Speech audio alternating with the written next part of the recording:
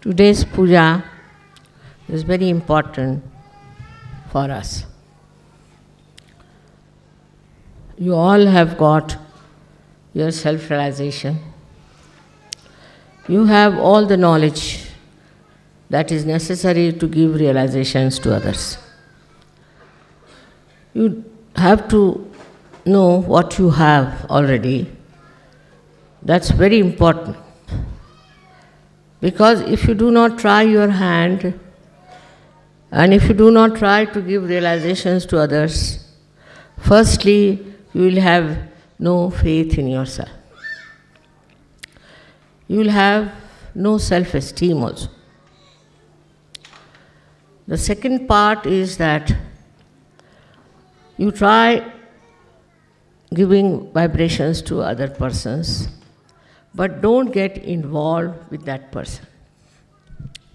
I have seen some people get too much involved.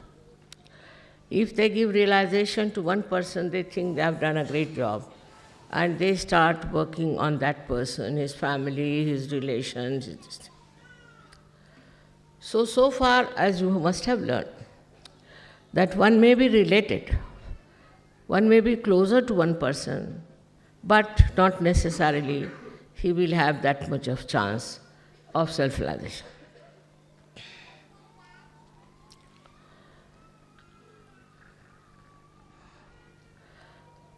Only way to grow is to be collective. There's no other way out. If people think that by staying away from ashrams, alone living somewhere, they will achieve much, that's not the way Sahaja Yoga is meant. Formerly, people used to go to Himalayas, and most of them were separated, and only one or two persons were chosen for spiritual growth. Here it is not question of spiritual growth. It's a question of your collectivity growing in you. That is how you become a person who is collective, who enjoys collective, who works on collective and lives with collective. Such a person develops new kind of powers. And these powers are such that they are very subtle, but they penetrate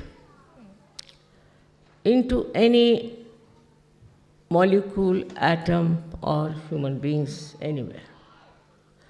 And their penetration is only possible if you have a temperament which is collective. Without being fully collective, you cannot achieve that height which is very necessary today for Sahaja Yoga.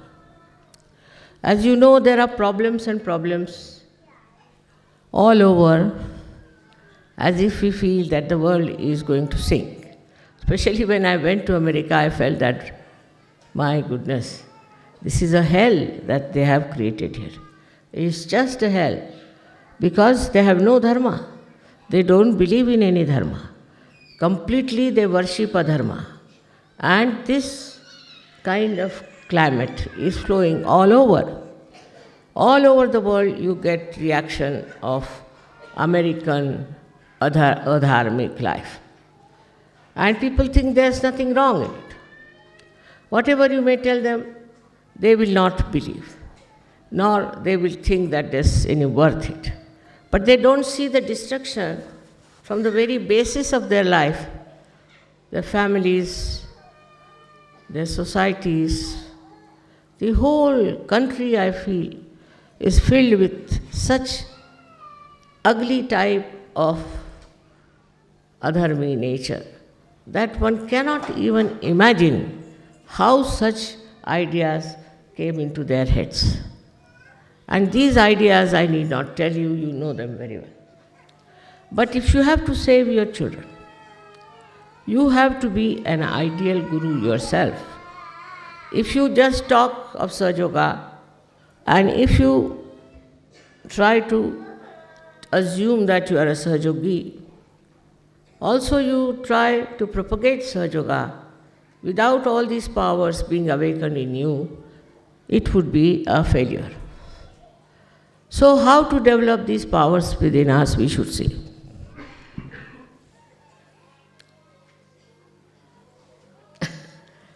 It's rather embarrassing for me to tell you how you have to behave towards your Guru. I think people have told you. But naturally, spontaneously, as soon as you get your realization and grow in it, naturally you develop a very humble attitude. Also, an attitude through which you achieve lots of qualities of your Guru. Now, supposing the Guru is at particular height, and if you try to go onto the same height, nothing will move towards you. So, you must sit at a place which is much lower than the Guru's is. Some people take too much advantage of my good nature, I should say. And so many people have pointed out to me that you must correct these people, they talk to you at an equal level and all that. I said they will learn a lesson. They will learn a lesson. But sometimes it doesn't work out. And they start talking on the same manner as if you are talking to your friend or to your equal. First is complete humility. You have to be a humble person, extremely humble. Now you check on that. When you talk to others, are you humble? When you think of others, are you humble? When you look after your wife and children, are you humble? That's a very important thing for every person who thinks he is a guru. Humility is the first quality, or I should say the ocean, into which you must jump. Some people think that if you are humble, mother, then people will take advantage of you. Nobody can take advantage of you. Because you have to remember another point, that you are protected all the time, looked after by Param Chaitanya. I know you know that, but how many really believe that there is Param Chaitanya with us? If you really believe that there is Param Chaitanya, then you don't get frightened. You don't get worried. You are not subjected to all kinds of nonsensical ideas also. But if you think that you are not protected, what will happen, how will things happen, then Param Chaitanya leaves you alone. You have to see the whole drama, how Param Chaitanya works out.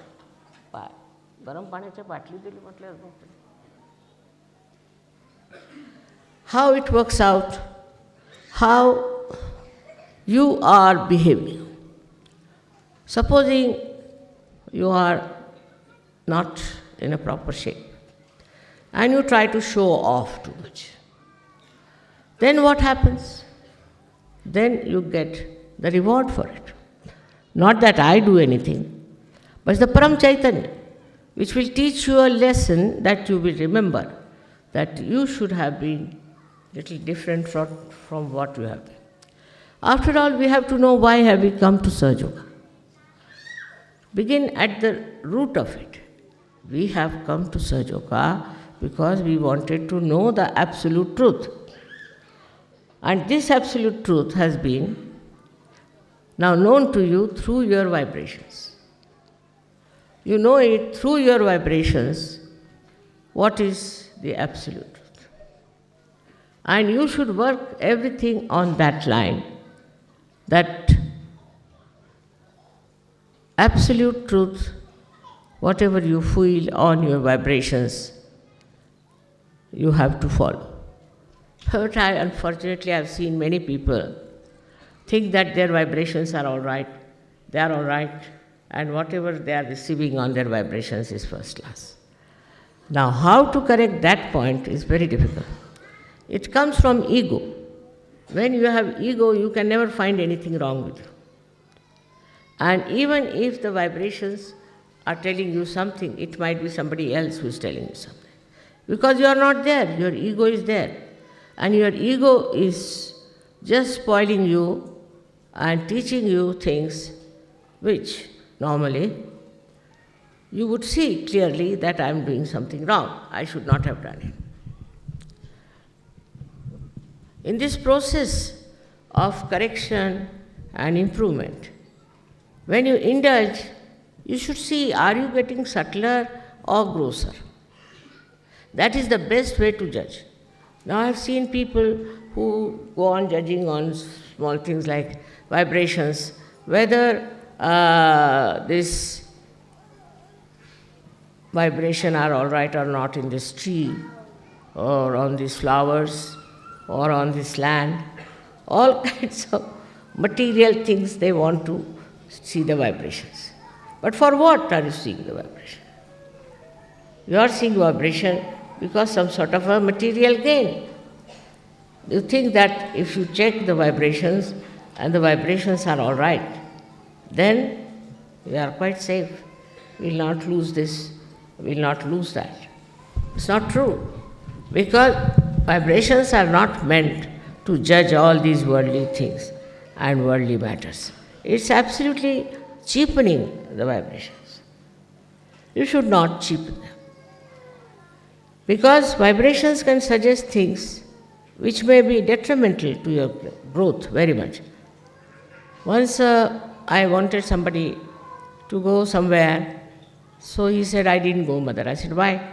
Because I saw the vibrations were very bad. I said, that's why I asked you to go. If the vibrations were good, what was your use going there? That's the reason I asked you to go there, so that you could help.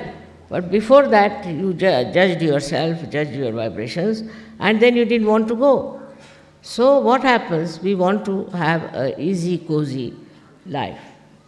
And all our problems must be solved by Sahaja Yoga, otherwise we think Sahaja Yoga is of no use. Whatever is our desire must be fulfilled. So now the desires are mostly personal. My child is not well, so the child should be all right. My husband is misbehaving, the husband should be all right. Or I have no house, so I must get a house. See how we are moving our mind. It's still on a very consumer society, as they call it. We are all the time thinking now, I should have a son now instead of a girl, and you get a son, then you blame Sahaja Yoga for that. Anything that according to your desire doesn't work out, then you think it's Sahaja Yoga which has done the harm, and you are suffering because of Sahaja Yoga. Or this faith in Sahaja Yoga gets little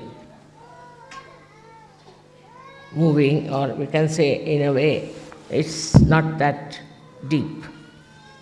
But if you are deeply embedded in Sahaja Yoga, then what happens?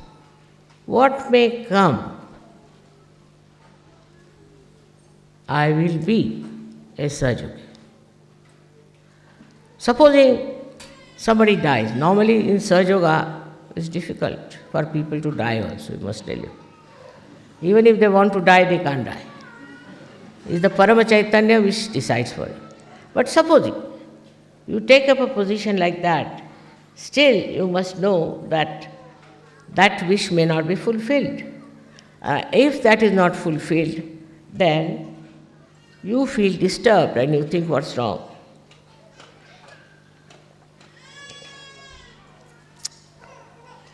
But your wish is not the wish of God Almighty. While Param Chaitanya is the wish of God Almighty.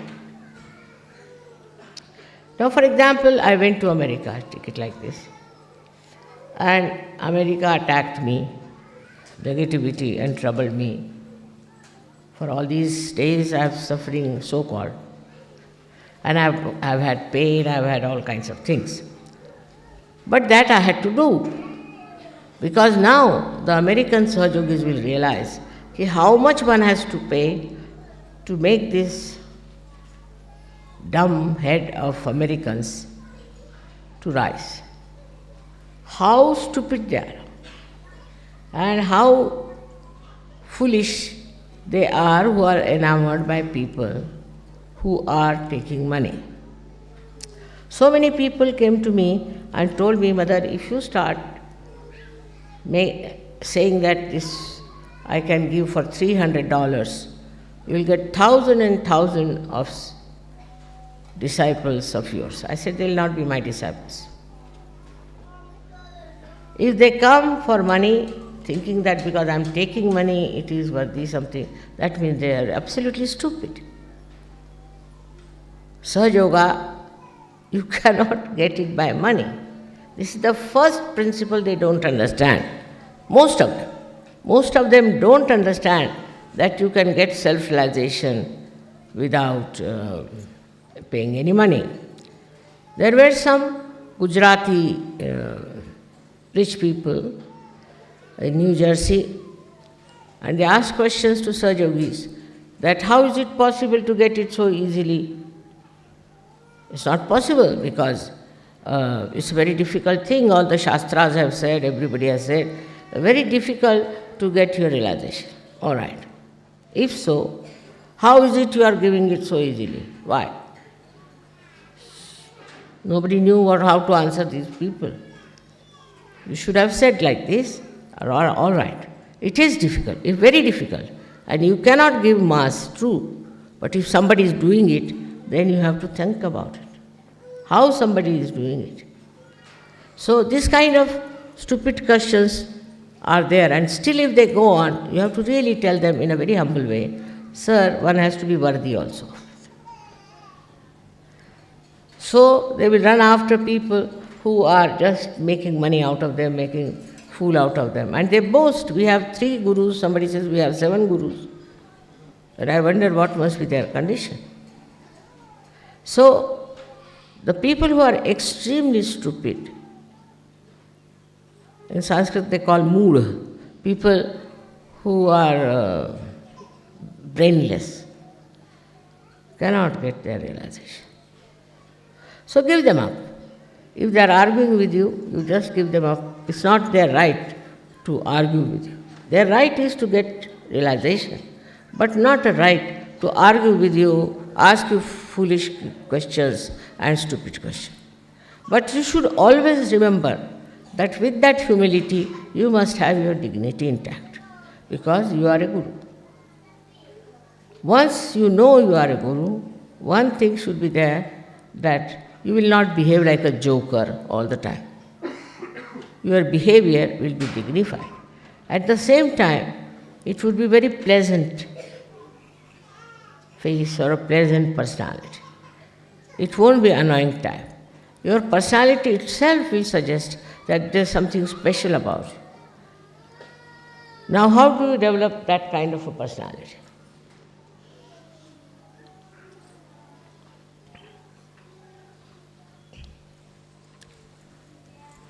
The biggest problem in the West is ego.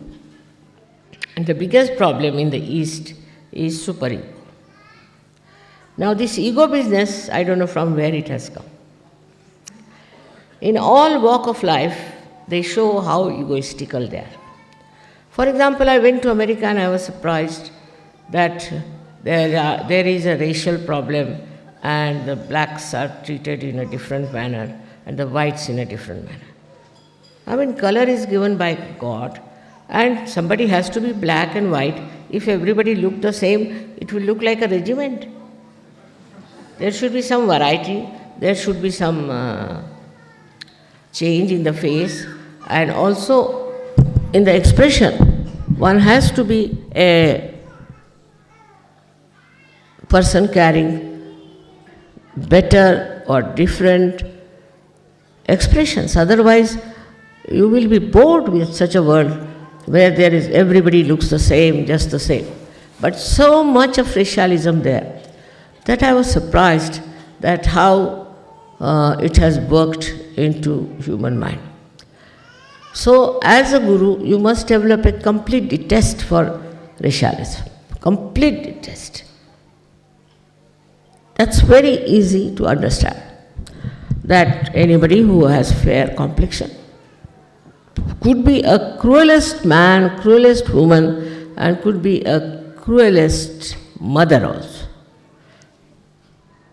And the one who is black could be very kind, generous. It doesn't go with the color. Temperament doesn't go with the color. But because the blacks have been ill-treated so much that they react. And they react naturally, sometimes in such a manner that it is very crude and very cruel. But this kind of attention, this kind of you can say a wrong type of attitude towards human beings, even towards animals, they won't bear it. So towards human beings to have such an attitude itself shows that you are not worthy of Sahaja Yoga at all. So any one of you who has such a feeling that somebody is black and somebody is white cannot be a guru in Sahaja Yoga. Then in India we have caste system, equally bad and horrible. It has no sense in it, no basis whatsoever. But in India we have people who believe that some castes are higher and some castes are lower. Every caste people can do all the worst possible things. There is no demarcation for them, and every low caste can be very, very good. We have had many great poets and Sufis in the lowest caste in India. These castes are man-made. You know, man-made cloth doesn't suit us. And all these man-made ideas are not going to suit us, and it will lead us to a great I wouldn't know discretion, but I would say to a complete destruction. Because hatred begets hatred, and it goes on increasing and increasing. If you cannot get rid of your hatred, then I would say you are not a surgeon. These are all conditionings. You are born in a white family, so you are white. You are born in a Christian family, that's why you are Christian. You are born in a Jew family, that's why you are a Jew. All this is just because you are born in that. But does that mean that you are higher or lower? All the problems of the world today, if you see, are because of human attachment to nonsensical ideas of superiority. Only through collective living will change. For example, I would say, in an ashram we should have all colored people living together with the equal rights, with the equal understanding and love and affection. If that is not there, no use calling it an ashram.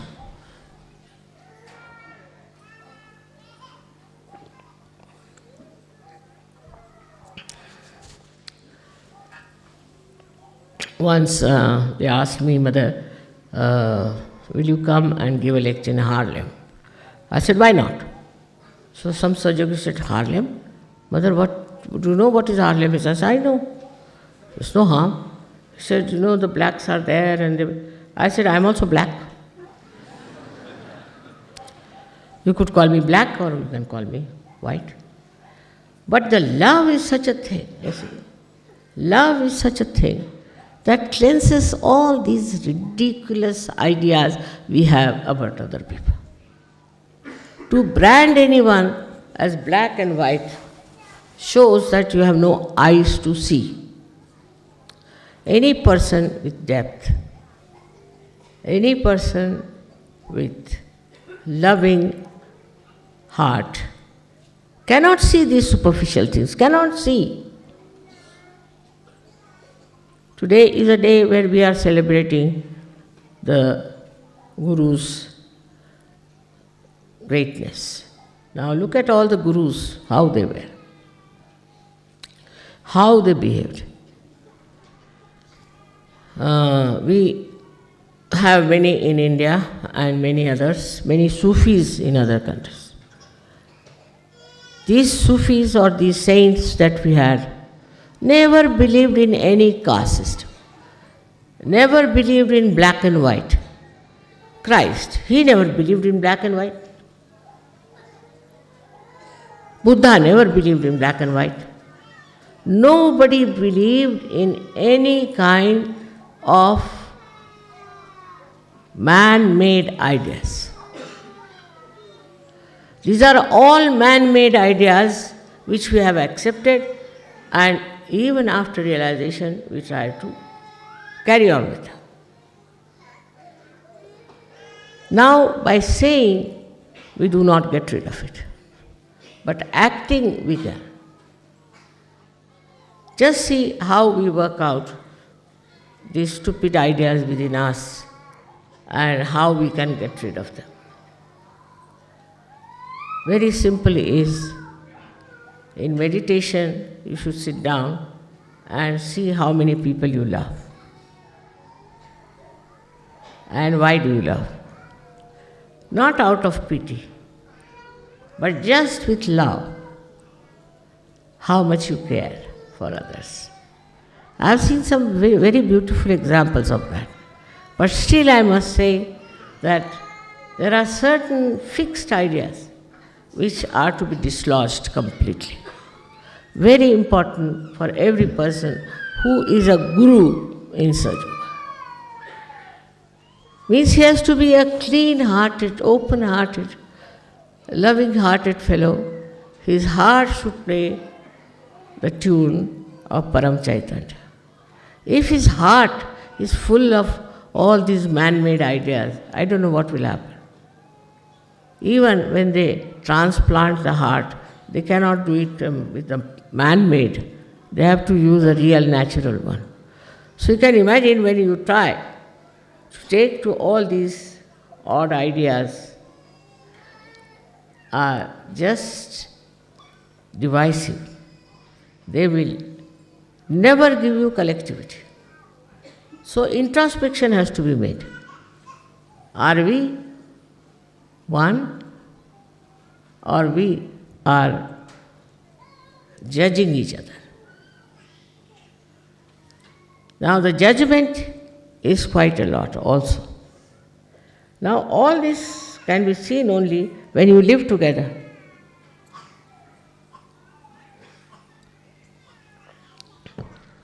Otherwise, how will you know? When you start living together, you start discovering what is missing in you, what is not there, what has to be there. It is so peaceful to have a heart which is full of love, because every movement of that heart is so much joy-giving, so much joy-giving. There's a story of Sri Rama that he ate the bears, a kind of fruit, which were first tested by an old lady with such love. I mean, shows what? Shows that a person like Sri Ram was the king of the highest heritage, and this old lady who was just of the lowest caste gives him these fruits with such love. And when he eats that, he starts praising it. So his wife says, "Give me some." It's all right. But the brother is still halfway, I think, in Sahaja Yoga. So he doesn't like. He gets angry. Then she eats and she says, "Brother-in-law, it's wonderful fruit, I must say." He says, "All right, give me some." He says, "Why should I give you now? But first you were very much angry, so why should I give you these fruits to eat?" The story shows that the level of your personality as Guru is judged by your clean heart, by your loving heart, by your highest remarkable personality. In the personality, it is not something that is to be built in artificially. It is not artificial. It is natural, absolutely natural. Whatever you do has to be natural. So this artificiality of certain ways of talking or certain ways of living together creates problem. For example, we had an ashram in America, in New York, and there was a lady who was very strict. Everything should be tip-top, it should be here, the spoons must be there, and the forks should be here, and all sorts of things. And she hurt many people. Not important. These cultural, I can call it the taboos, are not important in Sahaja Yoga. Because now you have become a guru. Guru can stay anywhere, live anywhere, eat anything, anytime. That should be the case. But also I have seen in Sahaja Yoga, there are many who are very anxious to eat food as soon as it is served. Once it happened, I was there, they had served the food, and just they started removing the plates. I said, what's the matter? I have to eat food. Oh, you haven't not eaten, mother? No, I haven't just touched it even. So, you see, sort of, first is the very lowest type of, we should say, desire is the hunger. Now, a guru doesn't bother. Whatever you give, all right. Whatever you want not to give, all right. Even if you don't give, is all right. But one has to develop that by killing your ego. People feel very hurt if you serve them little later than another person. There's all kinds of funny things I've seen in Sahaja Yoga. On the contrary, it is the lowest type of, I should say, a desire. We should not be very much catered to if you want to be a real guru. Of course, many problems are solved. As I have seen so far, that they do not take to drugs and they do not take to drinking and all such things. This is such a blessing, because if I had to start from that level, I don't know how deep I would have gone, from where I would have pulled you out. But that is, of course, a very big thing. That is quite a nice thing. But still, to make a beautiful life out of you, which will attract the attention of everyone. How you talk, how you behave, how you love. So again, one has to say that Guru Pada comes only through the love that you have. Like they'll have, say, 10 people. For anything. For a drama, suppose. And they have it only from a particular country or from a particular group, then there's no fun. There's no fun. For example, they'll have a music group. So from the particular one caste could be, or could be one religion, could be one, you can say one school or anything. So that shows that you are still not there as a guru. You should like every kind of culture, every kind of beauty. And that has to be brought in our daily life. We should not look down upon anyone for their color, for their race, for their status, class consciousness. All this has been shown in the lives of all these gurus, saints who lived. Tukarama says, "Oh God, thank God, you have made me a scheduled caste." He was not, but he just says so. All of us, all the time, should not be conscious of what has been our birth, what has been our personality, or what has been our big name. One should not be able to make out it who is the saint and who is not. Even people are proud that they are saints. I was surprised in America also very much that the Russians who have gone there are a very different quality people. They wouldn't raise their eyes to me, wouldn't raise their eyes. And very deep, very, very deep. Vibrations were very deep. The reason is, I think, they have been oppressed during communism, perhaps, maybe, and now they have come to America, where they have seen so-called freedom and what nonsense it is doing. So, knowing these two extremes, I think they have gone very deep into their own being. And they have such strength and such unity among themselves. I was surprised that I had never met them before. They didn't come from Russia. They came, only they were there. So, what is it that has kept them like that is that they had no religion in their heads. They had no religion. To them, every religion is the same, and they had no religion to follow. So, a guru cannot belong to any religion, because these religions are also man-made. They have created such a problem all over, and they are all fighting among themselves. How can they be divine?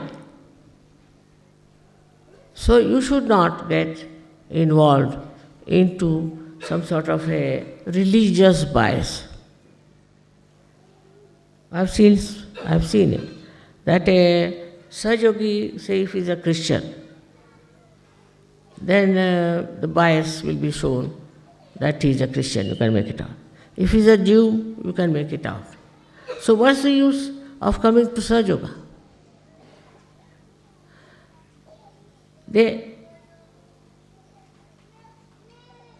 Their attention, if it goes inside, they'll find out. You have to dissect yourself to see what's wrong with you and why is it that you are not very successful as a guru.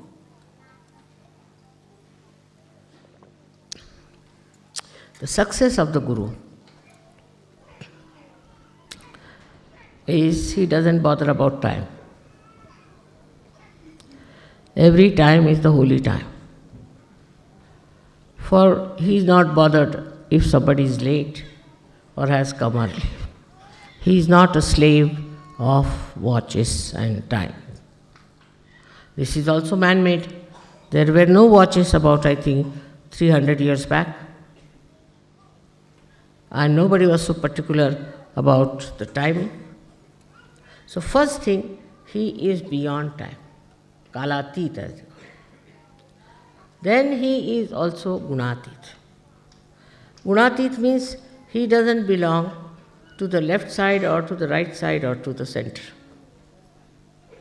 He is beyond these three, beyond these gunas, where he stands and sees everything in the divine light.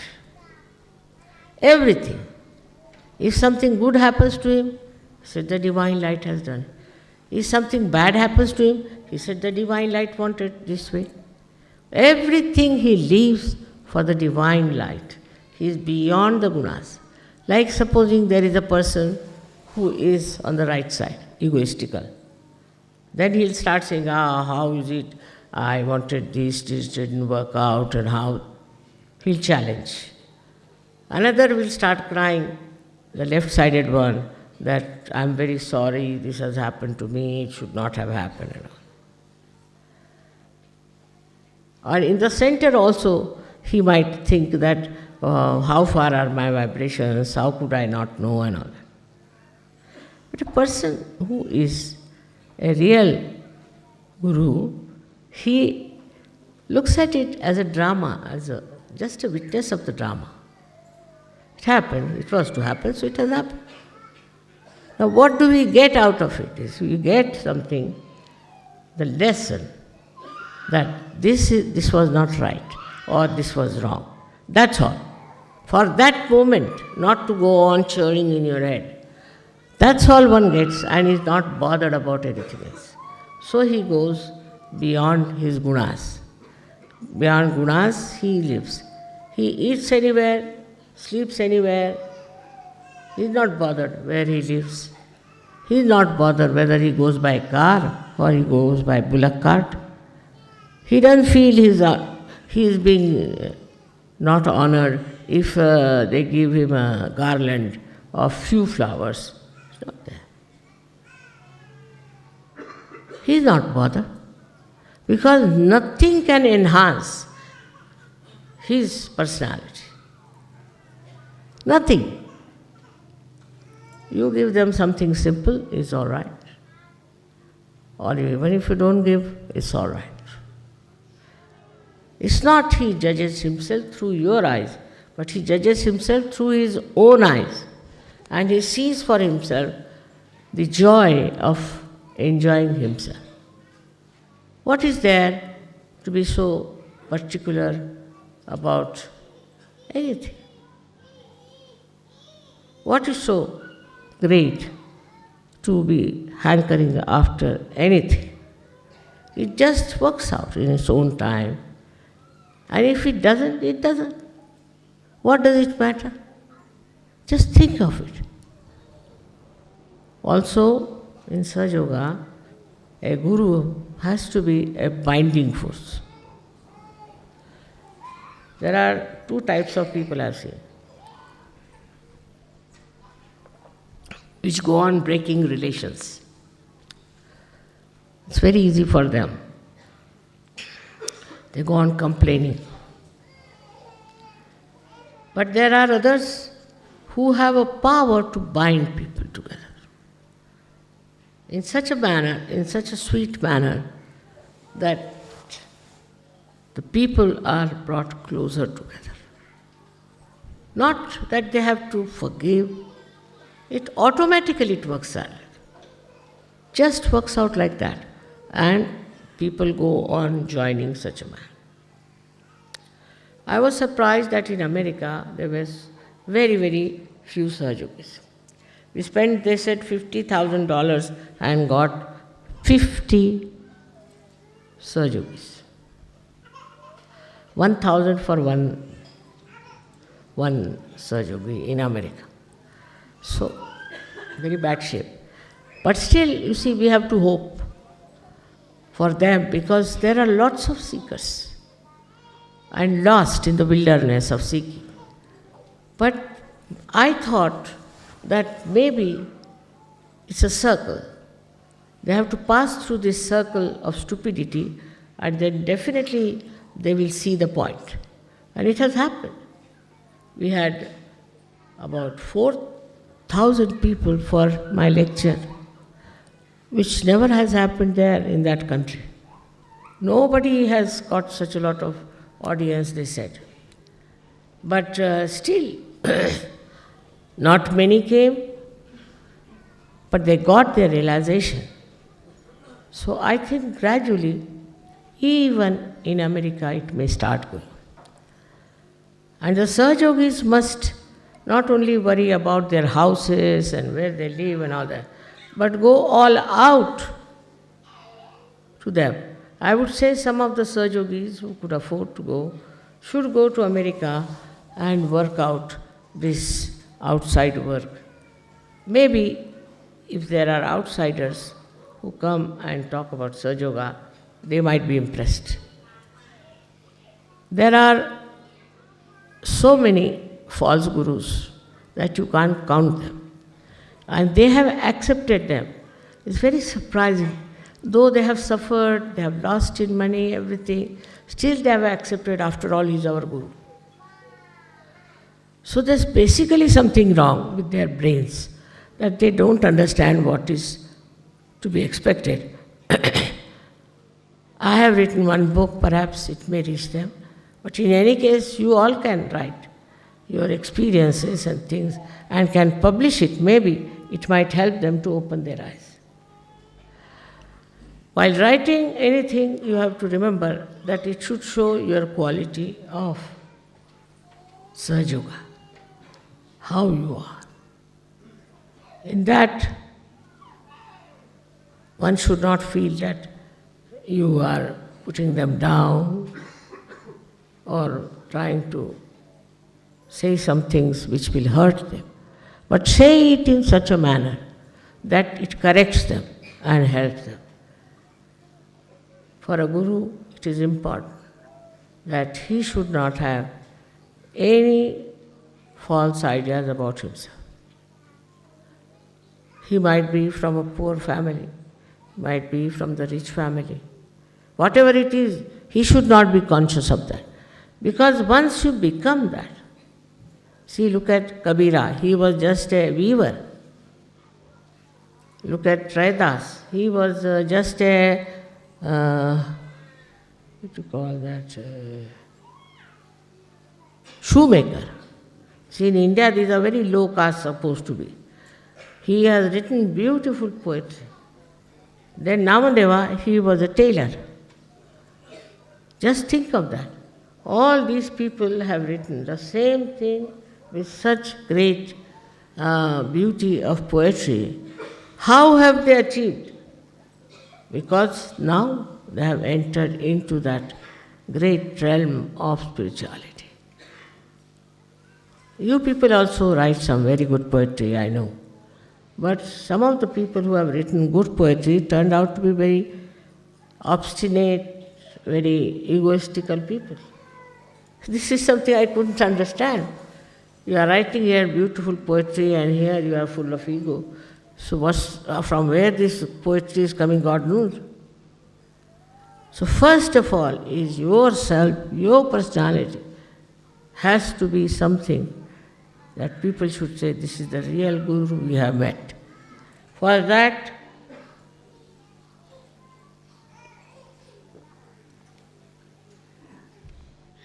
you know very well you don't have to give up your family, don't have to give up anything. But ego, if it is still there,